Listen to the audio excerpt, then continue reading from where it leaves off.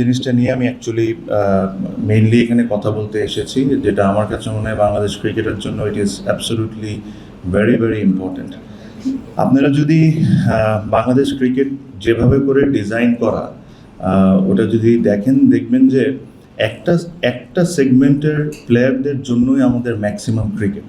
For example, যারা national টিমে খেলে তারা বিপিএল খেলে, তারাই বিসিএল খেলে, তারাই এনসিএল খেলে, তারা এনসিএল টি20 খেলে।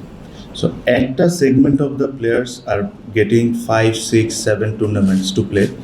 বাট হোয়াট অ্যাবাউট যারা থার্ড ডিভিশন খেলে, যারা সেকেন্ড ডিভিশন খেলে, যারা ফার্স্ট ডিভিশন খেলে? এদের জন্য কিন্তু আমাদের এই লিগ খেলা ছাড়া আর কোনো খেলাই নেই। ওদের স্বপ্ন পূরণে পাশে থাকতে পেরে আমরা গর্বিত।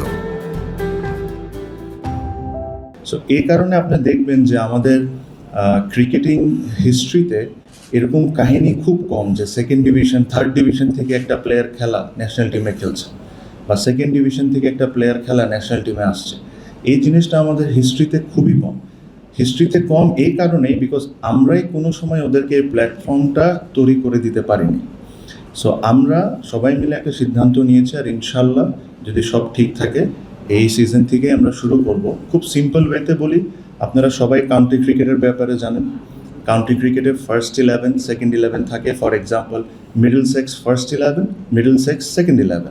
এখন থেকে এই এনসিএল যখন শুরু হবে, Chittagong will have 2 teams, first 11, second 11। Dhaka will have 2 teams, first 11, second 11। এভাবে করে প্রত্যেকটা টিমের ফার্স্ট 11, সেকেন্ড 11 থাকবে। এখন এটার বেনিফিটস কি? বেনিফিটসটা হলো, এটা জানাটা ইম্পর্টেন্ট যে আপনাদের সাংবাদিকদের মধ্যে অনেকে ক্রিকেট খেলেছেন, আমি বুঝি বা জানি।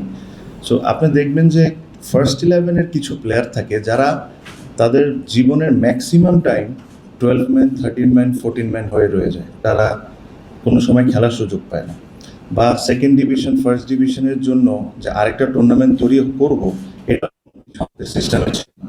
তো সেকেন্ড 11 যখন আমরা করা শুরু করবো, ইউ বেসিকলি এঙ্গেজিং আনাদার 100, 150, 200 ক্রিকেটার্সকে আপনি এঙ্গেজ করছেন। নতুন 150 থেকে 200টা ক্রিকেটার নতুন করে খেলার সুযোগ পাবে।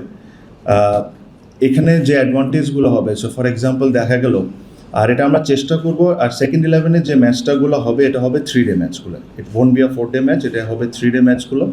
আর এখানে যে সুবিধা হবে, যে ফর এক্সাম্পল ধরেন ঢাকা আজকে ক্রিকেট ম্যাচ খেলছে ন্যাশনাল লিগে, 2টা দিন পর তাদের খেলা হলো রাজশাহীর সাথে। এখন রাজশাহীতে ফর এক্সাম্পল 4টা লেফট হ্যান্ডেড ব্যাটসম্যান আছে, এখন ঢাকার টিমের হয়তো বা কোনো অফ স্পিনার নাই ওই মুহূর্তে।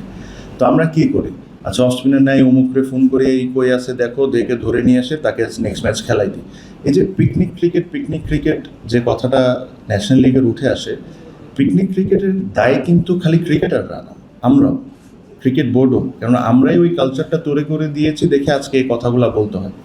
সো এখন আর কাউকে বাসার থেকে তুলে আনতে হবে না।